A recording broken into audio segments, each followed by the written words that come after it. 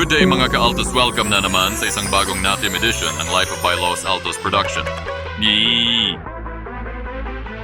Ang kwento natin naman ay tungkol kay 50 Cent, na kilala rin bilang Curtis Jackson, ay isang simbolo ng tagumpay sa mundo ng musika at negosyo. Lumaki siya sa isang mahirap na komunidad sa Queens, New York, kung saan nagsimula ang kanyang laban sa buhay. Sa kabila ng mga hirap, nagtagumpay siyang maging isang rapper at naging bida sa kanyang sariling kwento. Pinatunayan na ang pagsusumikap at determinasyon ay susi sa tagumpay.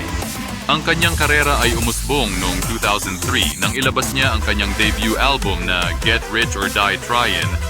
Mula sa mga catchy na beat at makabagbag damdaming liriko, agad na nahuli ng album na ito ang atensyon ng mga tao.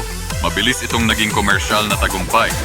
Naging simbolo ng kanyang kasikatan at nagbigay daan para sa kanyang pag-akyat sa mundo ng hip-hop.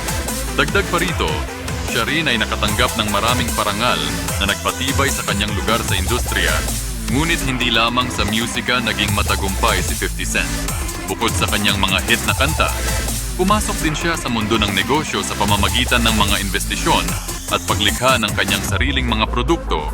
Ang kanyang brand ng alak na Branson Champagne at ang kanyang iba pang ventures ay nagpamalas ng kanyang kakayahang pamahalaan ang mga negosyo sa kabila ng mga pagsubok sa buhay tulad ng mga legal na laban at pagkakabangga sa iba. Patuloy ang kanyang pag-iimbento at pagpasok sa mga bagong oportunidad. Bagamat tila siya ay mayaman at matagumpay, hindi nagiging madali ang lahat sa kanya. Naranasan niya ang mga pagpagsubok na dulot ng kanyang nakaraan, kasabay ng mga pagsubok ng pagyaman. Ang kanyang kwento ay nagsisilbing inspirasyon sa marami, lalo na sa mga kabataan na nahaharap sa mga katulad na pagsubok. Ang paano siya bumangon mula sa kanyang mga pagkatalo ay nagbibigay diin sa kahalagahan ng resiliency at ang hindi pagsuko sa buhay. Sa huli, ang buhay ni 50 Cent ay hindi lamang basta kwento ng tagumpay, kundi kwento ng pagsusumikap, dedikasyon at patuloy na laban.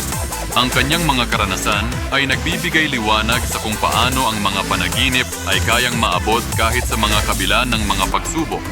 Sa kanyang kwento, natutunan ng marami na ang tunay na tagumpay ay hindi lamang nasusukat sa yaman, kundi pati na rin sa kakayahang bumangon at patuloy na lumaban sa kabila ng mga hamon.